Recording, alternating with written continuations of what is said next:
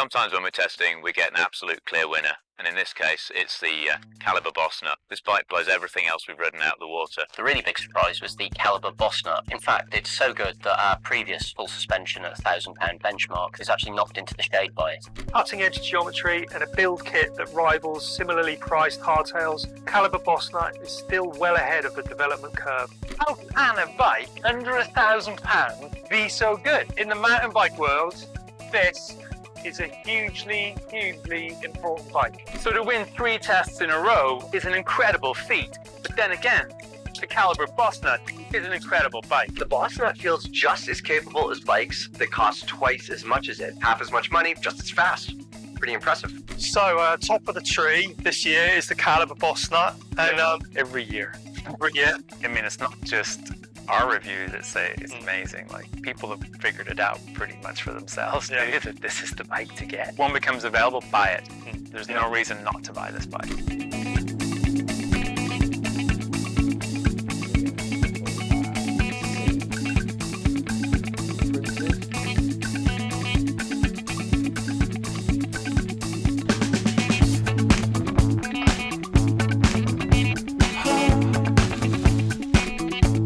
We're up here at Lady Canning's today. We've got the first prototypes of the Bossnut. We've got the mullet in the 29. These are just thrown together with parts we got in the workshop, which is like 10 minutes away. We always end up coming up here and testing bikes back to back, but first impressions are awesome. There's already things we can change, but that's what it's about. And yeah, we're just really happy so far with these bikes. Been riding these for a few weeks now, so they're caked in a bit of mud, but this is our brand new down tube that we've designed from scratch to be just big, burly and strong, and also fit a bottle in here. That's really important for us on a trail bike. We've got a couple of bosses under here to hold your gear. We love riding without packs, and yeah, that was from the off. We made sure that we could do that. We're just playing around with decal placements as well, checking everything looks right and fits, and just playing around really. As you can see, the cable routing all looks a bit shocking on this one. This is our first prototype frame, so this is what it's about, is tweaking the positions of everything. We can have some more guides up here. We can move the position of these a bit to give us some more clearance and just make sure all the details are right before we get the next sample frame. We're just up here above Sheffield, about half an hour ride from the workshop. We've got Lady Canning's Trail down there, Devil's Elbow down there, Wharncliffe Woods and Grenoside over that way. So many different options from our workshop that we can get out and test the bikes. It's a pretty great place to be. Where should we go next? Stanage. Stanage, let's go.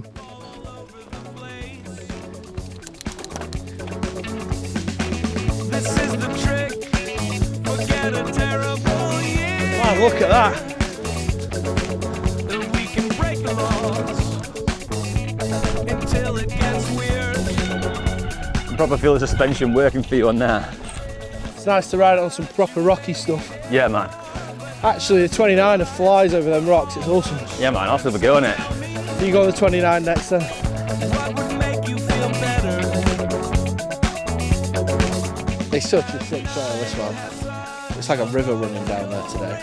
So there's like muddy slop straight into hard edge rocks.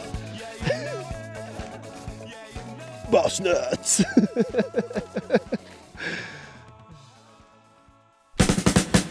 We're up here today in the Peak District, just above one of our favourite trails. The sun's out and we've got the new sample Bossnuts we're testing.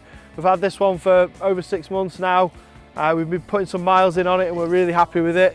We've gone full 29er, rolls really well, still feels really nice and playful. So we're testing out these Clark's 4-pot brakes. They're really affordable, and the nature of testing budget bikes is that you have to test budget parts to see which ones are good and which ones aren't. So we're out here today trying these out against some Shimano 2-pot ones. We've got these Shimano NT401 brakes. These are the entry-level mountain bike brakes, but we love them. We think they're great. Great lever feel, great stopping power. For the price, they really are the best.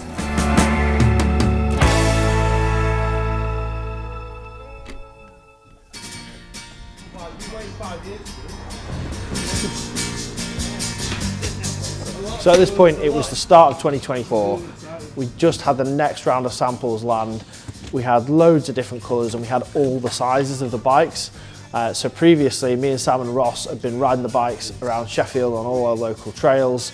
and tweaking the sizing and the geometry and cable routing. And this was the first time we'd had a full size run of bikes in all different colours. So we got a couple of team riders, Harry and Matthew, to come over, and we hit some different spots, trying to focus on testing different components on the bikes. First up was Farmer John's, which is an hour down the road.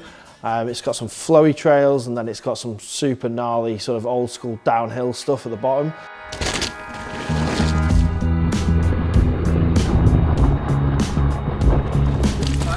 So settled through the rough stuff. Because you can gab that, but when you just like ride it, by the time you get to the corner, like the bike's just sitting chilling. Whap, whap. Money. It was a horrible day, so it was a great test of the bearings and what you can put these bikes through, and also the paint. We had half matte bikes, half gloss bikes, and we all love the matte bikes in the studio, under the studio lights. They look fantastic. But then what we found after a couple of days in horrible weather, you know, riding these things hard, is that the matte bikes actually looked a lot worse, and we thought that, you know, the gloss gives an extra layer of protection and keep your bike looking better for longer. So really that's why we ended up settling on gloss paint, because we want these bikes, we want the frames to last a long time. Next day we went to Wharncliffe, classic Sheffield downhill trails, testing the brakes, again the tyres, and the guys were switching up sizes, riding different sizes for different things. So some of the guys that were on smaller bikes, riding the jumps at Farmer John's, were riding the bigger bikes at Wharnie. Yeah, we were just discussing, getting as much feedback as we could, ready to make decisions on what we were going to do for the final prototypes. Thoughts when you see a new Bossnut on the trail? Thoughts are, I'm going to give this one a little go. He's feeling good.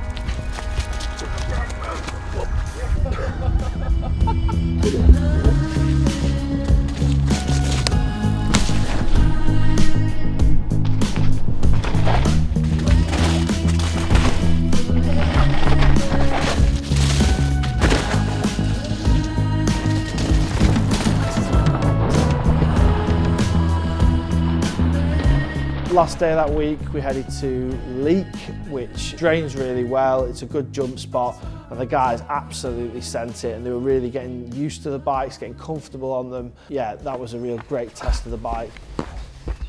You can give us a give us a day 3 intro.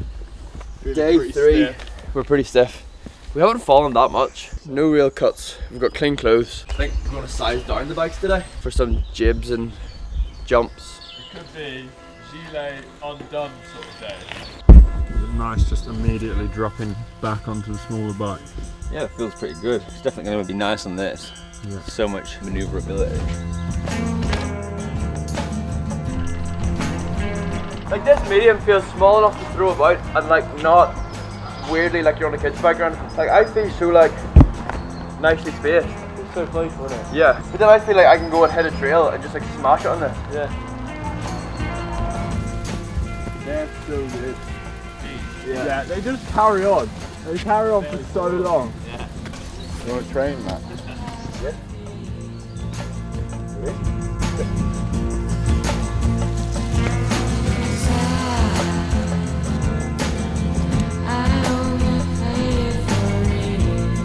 They're so fun.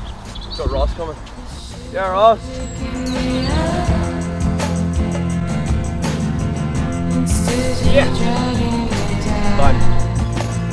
One thing that came out of the 3 days of testing was we dropped the standover height, the seat tube length on the bikes, and we found that the guys liked riding different sizes of bikes depending on what they were riding. So we wanted to spec the longest droppers we possibly could. So all the bikes now, the small comes with a 125, the medium with a 150, and the large and XL with a 170.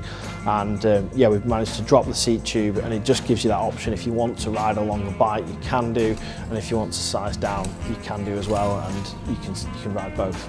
To round off the testing, we sent the team riders out to Morzine just to really put the bikes through their paces. We just wanted to prove that you could really hammer them. And the guys were really not holding back. So the team riders have really been putting the bikes through their paces, and we're proud to say we've not broken a single one. We've had prototypes now for 2 years, and we've been riding them hard this frame's built to last. So here it is, the Bossnut. This is the culmination of 4 years of development and everything we learned from the previous generation Bossnuts and the Century. We've built this at a completely new factory, so we've got a whole new custom tube set and new updated forgings. We've gone for the same bomb-proof linkage that we used on the Century, and we've got all new modern angles. Steep seat angle, slack head angle, low standover, boost spacing. We really wanted to build a frame that was future-proof and built to last. So the biggest change to the Bossnut is that it's now running 29er wheels front and rear. We've got tubeless ready rims, we've got boost hubs, we've got a super grippy Maxxis Minion DHF up front and a fast rolling forecaster on the rear. Tried and trusted combination of tyres. We've gone for Shimano Q's 1x10 drivetrain and Shimano hydraulic brakes. Another big change from the old Bossnut is this one comes with a droppers standard. So we've got 5 sizes of this bike to make sure there's a Bossnut for everyone.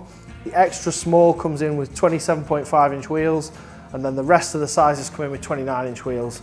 It's now in this deep teal colour, and you can get it for under £1,500.